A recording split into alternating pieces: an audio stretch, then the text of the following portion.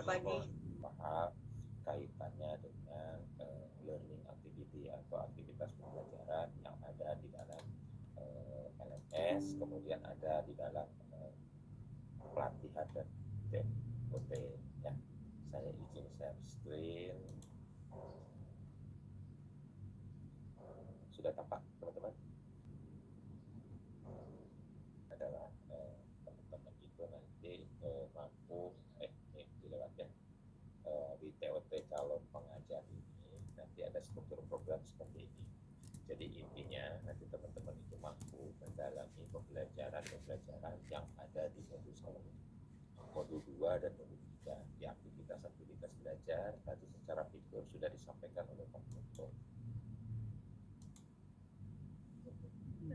Mampu mendalami isi dari setiap substansinya, isi dari setiap substansi, bagaimana nanti teman-teman di tenaga administrasi sekolah, di perpustakaan, di laboratorium, itu nanti bagaimana. Kemudian ada teknik fasilitasi, kemudian praktek fasilitasi. Jadi nanti teman-teman mempraktikkan fasilitasi, karena teman-teman ini adalah calon pengajar, di mana calon pengajar ini adalah bukan untuk mengimplementasikan di lapangan, tetapi teman-teman itu nanti akan melakukan fasilitasi kepada kepada tenaga administrasi, tenaga laboratorium, dan tenaga perpustakaan. Jadi nanti teman-teman itu diminta untuk melakukan teknik-teknik fasilitasi. Kemudian ada teknik penilaian. Bagaimana nanti teman-teman diminta untuk melakukan penilaian, ya, diminta untuk melakukan penilaian. Penilaian apa? Karena teman-teman itu nanti kan proyeksinya adalah sebagai pengajar. Yang namanya pengajar itu adalah orang-orang yang sudah dipilih, ya, orang-orang yang sudah terpilih, yang secara kompetensi dan keterampilan itu rata-rata sudah ada minimal, ya, minimal sudah ada di tengah gitu. Jadi teman-teman itu tidak perlu lagi dilakukan proses-proses yang sangat detail, ya, sangat detail. Karena apa? Karena teman-teman adalah pengajar, calon pengajar. Ya, jadi harapannya teman-teman, kenapa kok teman-teman dikumpulkan hari ini gitu ya, padahal pelatihannya nanti hari Senin gitu ya. Karena teman-teman itu diminta untuk mempelajari dulu secara mandiri.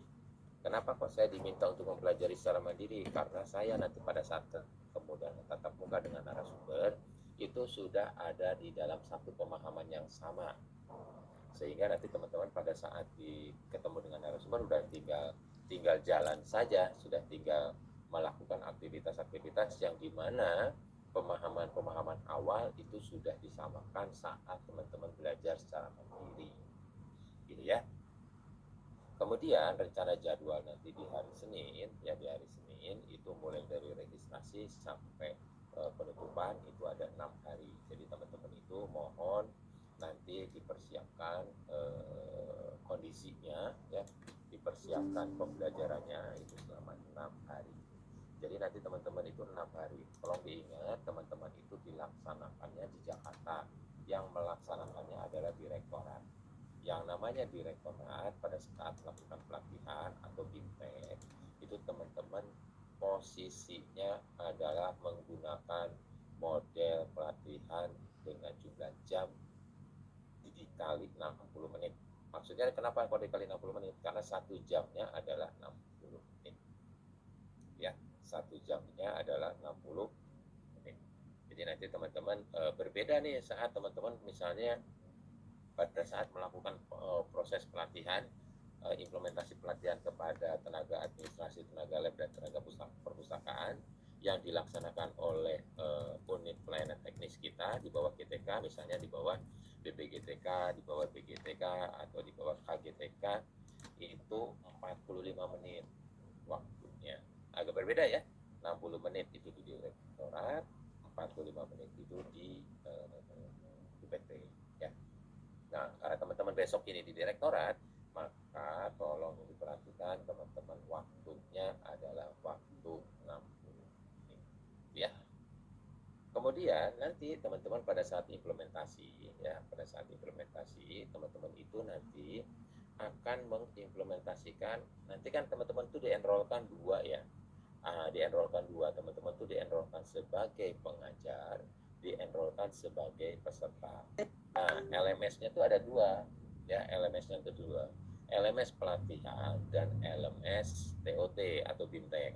Nah, LMS pelatihan ini teman-teman akan dienrolkan sebagai pengajar atau teacher, di mana teman-teman akan belajar modulnya dari A sampai Z itu ada di LMS pelatihan. Jadi semua aktivitas-aktivitas pembelajaran yang nanti peserta lakukan, ya peserta lakukan, proyeksinya teman-teman itu nanti akan mengajar peserta, itu yang akan dilakukan oleh peserta, fasilitasi-fasilitasi apa yang dilakukan oleh pengajar di proses pelatihan itu ada di LMS ini. Jadi mereka mulai belajar mandiri, kemudian mereka akan merefleksikan belajar mandiri, mereka akan mengakses pembelajaran di LMS secara mandiri dan seterusnya, didampingi oleh teman-teman sebagai narasumber atau sebagai pengajar itu di LMS. Kemudian aktivitas belajarnya juga nanti akan ada LMS sebagai pendamping pembelajaran. Ingat ya, LMS-nya itu sebagai pendamping pembelajaran. Kenapa kok disebut pendamping pembelajaran? Karena pembelajaran utamanya adalah tatap muka. Jadi nanti teman-teman itu tatap muka secara formal itu ada di lokasi pelatihan yang nanti ditentukan oleh Satker. Jadi kalau Satker bilang atau UPT bilang lokasi pelatihan misalnya di gedung dinas atau di balai dinas misalnya, dinas pendidikan misalnya Kota Bandung ya. Nah, itu tuh nanti teman-teman akan melaksanakan pelatihannya di situ. Kemudian LMS-nya posisinya di mana? LMS itu mendampingi setiap proses pelatihan mulai dari mandiri sampai pelatihan akhir. Ya, sampai akhir. Nah, ngapain aja? Nah, LMS itu akan menyimpan semua data pelatihan, menyimpan data tugas-tugas teman-teman, dan menyimpan data-data penilaian teman-teman. Ya, penilaiannya itu ada semua di sini. Jadi teman-teman itu wajib paham dan tahu bagaimana cara menggunakan LMS. Kenapa? Tadi Pak Boroto sudah menyampaikan bagaimana cara masuk ke LMS, bagaimana cara saya menggunakan LMS, di mana saya harus menilai, di mana saya harus memberikan feedback dan seterusnya. Nah, Pak Broto tadi sudah menyampaikan. Nah, dari proses pembelajarannya, aktivitas pembelajarannya itu adalah tatap muka. Tapi begitu mereka meminta, Pak, bahannya ada di mana? Bahannya semua ada di LMS. Pak, kalau ini saya ngumpulkan tugasnya bagaimana? Kumpulkan semua di LMS. Kemudian teman-teman nanti akan melakukan proses penilaian di LMS. Nah, itu adalah pelatihan. Nah, nanti di sepanjang aktivitas pembelajaran, nanti akan ada studi lapangan. Ada dua skenario studi lapangan. Studi lapangan itu maksudnya gini, jadi teman-teman nanti kalau misalnya di kelasnya, di kelas laboratorium, maka studi lapangannya adalah kesatuan pendidikan yang telah mengimplementasikan manajemen laboratorium dengan baik. Nah, strateginya bisa teman-teman mendatangi kesatuan pendidikan atau nanti kepala labnya atau staf labnya yang ada di laboratorium di sekolah yang memiliki laboratorium dengan manajemen laboratorium baik, maka akan datang ke lokasi pelatihan untuk memberikan istilahnya best practice-nya, berdiskusi dengan teman-teman bagaimana nanti teman-teman menggali permasalahan-permasalahan yang ada atau biasa ditemui oleh satuan pendidikan kaitannya dengan tenaga lab, pustakawan, dan administrasi sekolah, bagaimana cara mensolusikannya dan bagaimana cara manajemen pengelolaannya atau bagaimana cara pengelolaan yang baiknya. Itu teman-teman menggali berdasarkan pada materi-materi yang sudah teman-teman dapatkan. Nah, itu tadi pelatihan. Jadi nanti ada dua pendekatan tuh. Teman-teman yang dibawa ke sekolah melakukan pengamatan di sekolah bersangkutan, atau kepala labnya, kepala tasnya atau kepala perpustakaannya itu datang ke lokasi pelatihan untuk berdiskusi dengan teman-teman. Nah, gitu ya. Oke. Kemudian desain belajarnya, desain belajar teman-teman itu semua program di Kemendikbudristek yang di bawah GTK itu menggunakan pola hybrid. Kenapa kok disebut pola hybrid? Kenapa? Karena teman-teman itu nanti mengajarnya itu tatap muka. Tatap muka dengan para peserta itu tatap muka, tetapi didampingi oleh LMS yang ada di ruang GTK. Ya, jadi teman-teman itu hybrid, ada darinya, ada tatap mukanya. Kemudian bagaimana saya adminnya Pak? Adminnya itu nanti akan remote dari UPT. UPT. Jadi kalau teman-teman saya gimana di kelas yang mana dan seterusnya, itu sudah nggak usah dipikirin. Semua sudah dipersiapkan oleh adminnya. Kemudian Pak, saya nanti pada saat implementasi bagaimana? Ibu Bapak akan bekerja di lokasi pelatihan itu secara autopilot. Jadi nggak ada lagi admin yang akan mendemonstrasikan LMS-nya seperti apa. Tidak ada lagi admin yang membantu ibu bapak membolehkan penilaian menggunakan LMS, itu nggak ada. Jadi teman-teman itu selain memiliki kemampuan untuk melakukan fasilitasi, teman-teman juga harus memiliki kemampuan untuk menggunakan LMS-nya. Ya, nah itu tuh desain arsitekturnya tuh. Makanya teman-teman masuk ke TOT ini. Nah, di TOT-nya sendiri aktivitasnya seperti ini. Jadi, teman-teman, kenapa kok teman-teman mulai hari ini sudah dikumpulin? Karena teman-teman diminta untuk masuk fase belajar mandiri. Jadi teman-teman itu masuk fase belajar mandiri di mana teman-teman akan membuka aktivitas belajar yang ada di modul ya, yang ada di modul pelatihan, teman-teman belajar secara mandiri ya di situ.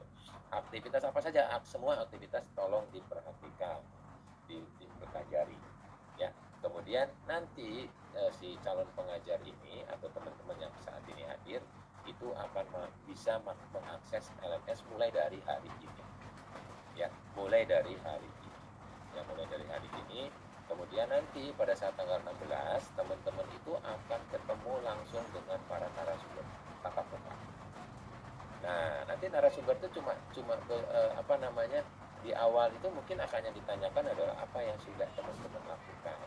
Kalau teman-teman tidak melakukan apa-apa di belajar mandiri, yakin pada saat teman-teman melakukan aktivitas belajar bersama para narasumber itu akan terserap. Kenapa? Karena narasumber itu tidak akan mulai dari nol. Jadi bukan pom bensin, ya. Mulai dari nol ya Pak, bukan gitu. Tapi teman-teman narasumber itu akan mulai di tengah. Ya, di awalnya bagaimana? Belajar mandiri. Nah, nanti di penguatannya di tengah, jadi bersama para narasumber itu, ya. Nah, LMS-nya seperti tadi saya sampaikan bahwa teman-teman itu nanti di-enrollkan di dua LMS, LMS pelatihan teknik dan LMS fintech calon pengajar. Pada saat teman-teman masuk ke LMS teknik, disitulah teman-teman seperti pengajar pada realitasnya nanti. Teman-teman akan melakukan proses mendampingi pengajaran dan seterusnya itu di LMS pelatihan. Nah, disitulah bahan-bahan sudah ada. Jangan nanya bagaimana di grup atau di mana-mana. Boleh nggak saya di-share bahan belajarnya? Boleh nggak saya di-share bawaan paparannya? Boleh nggak saya di-share? Itu semua ada di LMS. Baca, buka, baca, dan perhatikan yang ada di dalam LMS. Gitu ya. Kemudian pada saat nanti teman-teman membuka LMS itu ada juga LMS Fintech. Nah, LMS Fintech itu juga dibuka mulai hari ini. Kenapa? Karena teman-teman hari ini adalah hari untuk melakukan belajar mandiri yang diawali dengan pre-test. Ya, diawali dengan pre-test atau tes awal. Teman-teman, tes awal itu nanti akan dibuka sekitar jam 2 siang. Jadi silakan teman-teman melakukan pre-test ya, pretest di jam 2 siang ini. Teman-teman ingat, tes awal itu ada di LMS Fintech ya. Tes awal itu ada di LMS Fintech. Jadi teman-teman itu membuka LMS Fintech, yang pertama ibu bapak lakukan buka di bagian pendahuluan. Di dalam pendahuluan itu ada tes awal ya, itu saya contohkan itu ya. Kemudian skenario pembelajaran. Nah, skenario pembelajarannya di TOT itu, teman-teman itu nanti akan diberikan pendahuluan pembelajarannya modul tekniknya. Jadi modul teknik 1, 2, 3 di laboratorium, di perpustakaan, di tas, itu akan diberikan pendahuluan. Ini loh modulnya itu seperti ini. Ya, yang kemarin ibu bapak baca secara mandiri akan seperti ini. Apa yang sudah ibu bapak pelajari, bla bla bla. Nah, dari situlah nanti teman-teman itu diminta untuk menganalisis pembelajaran melalui bedah modul. Jadi nanti teman-teman itu diminta untuk melakukan bedah modul. Apa yang dibedah? Semua aktivitas-aktivitas yang ada di dalam modul. Kemudian, Kang Yogi, dan ya, waktu kita tinggal 2 menit lagi, mohon maaf. Oh, ya. Teman-teman nanti pada saat dibedah modul, silakan setelah selesai nanti teman-teman akan ada di presentasi, ya presentasi kemudian demonstrasi. Nah ada simulasi fasilitasi. Itu yang secara umum pembelajarannya, ya. Kemudian apa saja sih aktivitas pembelajaran TOT-nya? Nah, nanti teman-teman di pembelajaran TOT, satu, teman-teman harus paham LMS-nya bagaimana, cara penggunaan LMS. Teman-teman sudah disampaikan oleh Pak Broto bagaimana LMS-nya itu. Nah, yang kedua tadi analisis modul. Bagaimana teman-teman memahami isi modul sampai ke LK-LK-nya, aktivitasnya semua harus paham. Yang berikutnya yang terakhir adalah gimana cara mensimulasikannya, mengajarnya itu bagaimana. Ya, itu intinya. Jadi teman-teman itu nanti akan semua ada di situ. Ya. Nah, LMS-nya itu nanti akan ada seperti ini. Ya. Yang pertama ini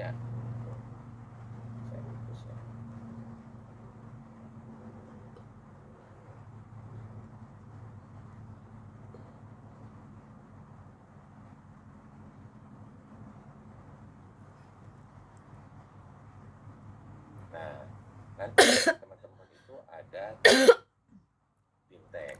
Nah, ini ya. Misalnya di kelas A, ya, kelas A. Nanti akan ada seperti ini, teman-teman masuk ke bagian modul ini yang BIMTEK ya. Yang BIMTEK itu yang ini nih. Nah, yang bawah, ya yang bawah. Nah, ini teman-teman masuk ke modulnya. Nah, di bagian pendahuluan ini ada tes awal. Lakukan tes awal dulu. Dan ingat, semua harus dibaca ya. Semua jadi pengantar bimbingan teknis itu ada apa sih? Silakan teman-teman baca. Di sini ada tujuan, ada struktur program, ada deskripsi, ada jadwal dan ada alur. Ya, ini yang teman-teman lakukan. Kemudian teman-teman juga diperhatikan di sini ada tes awal. Nah, tes awal ini nanti silakan dilakukan, ini waktunya 45 menit ya. Dilakukan 45 menit. Nanti mulai jam 2 siang. Ya, silakan teman-teman melakukan tes awal. Nah, setelah tes awal selesai, barulah nanti teman-teman masuk ke pelatihannya. Nah, ini pelatihannya contohnya. Nah, ini di kelas pelatihannya. Nah, di kelas misalnya di pelatihan tenaga laboratorium. Ada apa saja sih di tenaga laboratorium? Nah, teman-teman tolong diperhatikan. Di sini ada modul 1, modul 2, modul 3. Apa saja yang ada di modul 1? Tolong pelajari secara mandiri. Mulai dari hari ini, setelah saya selesai, mungkin nanti teman-teman bisa melakukan aktivitas belajar secara mandiri. Ya, itu ya teman-teman yang bisa saya sampaikan. Kurang lebihnya mohon maaf.